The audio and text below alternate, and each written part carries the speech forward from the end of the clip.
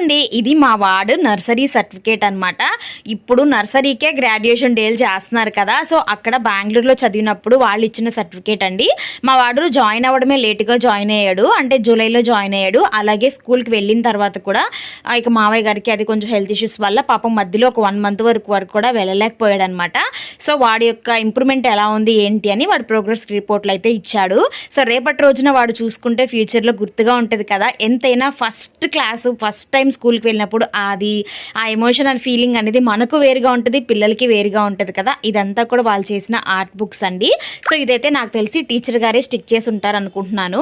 పిల్లలు ఇంత నీట్గా చేయలేరు కదా, సో చాలా బాగా చేశారు కదా. నెంబర్స్కి సంబంధించినవి, సైన్స్కి సంబంధించినవి ఇవన్నీ కూడాను. సో బుక్స్ అనమాట. వాడికి నెంబర్స్ వచ్చేసి 20 నెంబర్స్ వరకు ఉంటాయండి. అలాగే ఆల్ఫాబెట్స్ వచ్చేసి A to Z వరకు వాళ్ళు ఆల్ఫాబెట్స్ నేర్పించారు. KVS అంటే normal vegetables, fruits, junk food, ఇలా హెల్తీ ఫుడ్